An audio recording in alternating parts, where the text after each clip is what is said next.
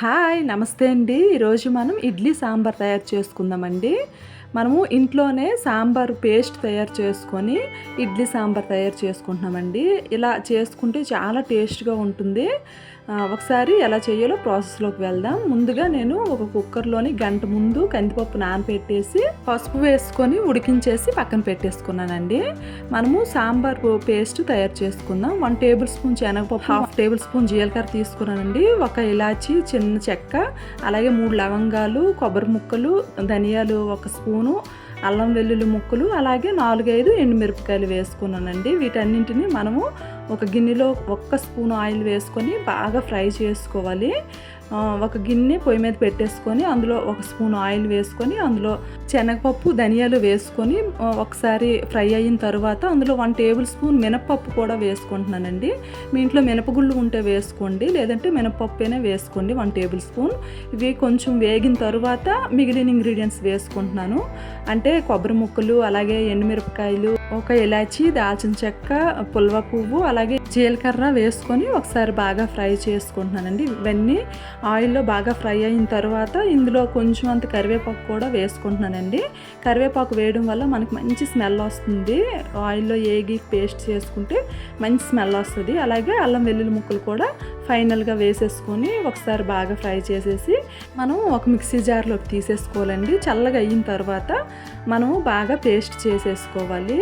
మనకి ఈ పేస్ట్ వల్లే మనకి ఈ సాంబారు మంచి టేస్ట్ వస్తుందండి. ఇప్పుడు అదే గిన్నెలోని ఇంకొంచెం ఆయిల్ వేసుకుంటున్నానండి. ఒక 5 టేబుల్ స్పూన్స్ వరకు వేసుకుంటున్నాను. అందులోని ఆవాలు 1/2 టేబుల్ స్పూన్, జీలకర్ర 1/2 టేబుల్ స్పూన్, ఒక 4 పచ్చిమిరపకాయలు, ఒక ఉల్లిపాయ పెద్ద పెద్ద ముక్కలు కట్ చేసుకుంటున్నాను. సాంబార్ ఉల్లిపాయలు ఉంటే వేసేసుకోండి.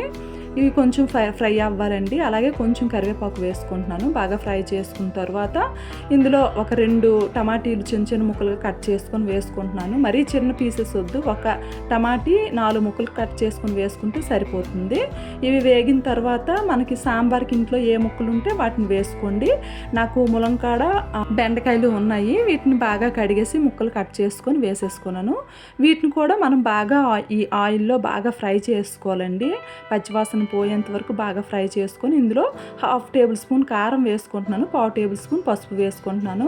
మనం పచ్చిమిరపకాయలు వేసుకున్నాము, పేస్ట్లో ఎండుమిరపకాయలు వేసుకున్నాం కాబట్టి కారం చాలా తక్కువ వేసుకోవాలి. బాగా వేగిన తర్వాత ఇందులో మనం మసాలా పట్టి ఉంచుకున్నాం కదా, సాంబార్ మసాలా పేస్ట్ని ఇందులో వేసేసి ఒకసారి బాగా ఫ్రై చేసేసుకొని ఇందులో ఒక 1/4 టేబుల్ స్పూన్ ఇంగు వేసుకుంటున్నానండి. ఇంగు వేసేసి బాగా ఒకసారి కలిపేసి ఇందులో కొంచెం వాటర్ వేసుకుంటున్నాను. ఒక గ్లాస్ వాటర్ వేసుకొని ఈ ముక్కల్ని మనము ఉడికించుకోవాలి కదా, అందుకు సరిపోయినన్ని వాటర్ వేసుకొని మూత పెట్టేసి సగం వరకు మనం ఈ ముక్కల్ని కుక్ చేసేసుకోవాలండి. చూస్తే మనకి ముక్కలు దాదాపుగా కుక్ అయిపోతాయి. ఈ స్టేజ్లో చింతపండు పులుపు వేసుకుంటున్నానండి. ఒక 100 గ్రామ్స్ చింతపండును పులుపు తీసేసి వడగట్టేసి ఆ చింతపండు పులుపును తగినంత ఉప్పు కూడా వేసేసుకొని మరొకసారి మరిగించుకుంటున్నాను. ఒక మరుగు వచ్చిన తర్వాత మనం ఉడికించుకున్న పప్పును కూడా, కందిపప్పును ఇందులో వేసేసుకోవాలి. వేసుకొని ఒకసారి కలిపేసేసి మనకి ఎంత చిక్కదనం కావాలో దాన్ని బట్టి పులుపు, ఈ చిక్కదనాన్ని అడ్జస్ట్ చేసుకోవాలి. వాటర్ వేసుకొని మనకి అన్నంతో అయితే ఇంకొంచెం పల్చగా చేసుకుంటే బాగుంటుంది. మనకి ఇడ్లీ సాంబార్ కాబట్టి కొంచెం చిక్కగానే బాగుంటుంది. ఇందులో కొంచెం కొత్తిమీర వేసుకున్నానండి. అలాగే బెల్లం కూడా 1 టేబుల్ స్పూన్ వరకు వేసుకున్నానండి. బెల్లం వేయడం వల్ల మంచి టేస్ట్ వస్తుంది. బెల్లం వేసేసి ఒకసారి కలిపేసి ఫైనల్గా క్యారెట్ తురుము కూడా కొద్దిగా వేసుకున్నానండి. ఒక 1/2 క్యారెట్ చిన్నగా తురుముకొని దాన్ని కూడా వేసేసుకున్నాను. వేసుకొని మనం సిమ్లోని ఒక్క 5 మినిట్స్ అలా మనం ఉడికించుకుంటే మనకి సాంబార్ రెడీ అయిపోతుందండి. సిమ్లో పెట్టేసి మూత కొంచెం గ్యాప్ వదిలేసి అలా మరిగించుకుంటే మనకి సాంబార్ రెడీ. చాలా టేస్ట్గా ఉంటుందండి. మనకి ఇడ్లీతో బాగుంటుంది, రైస్తో కూడా బాగుంటుందండి. మనం సాంబార్ పొడులు ఏవి మనం కొనకన్నా తయారు చేసుకోకన్నా ఇన్స్టెంట్గా అప్పటికప్పుడు ఇలా పేస్ట్ తయారు చేసుకొని మనం చేసుకుంటే మంచి టేస్ట్ వస్తుందండి. ఎప్పుడు ఇలానే చేసుకుంటారు. ఒకసారి ట్రై చేయండి. Thank you so much.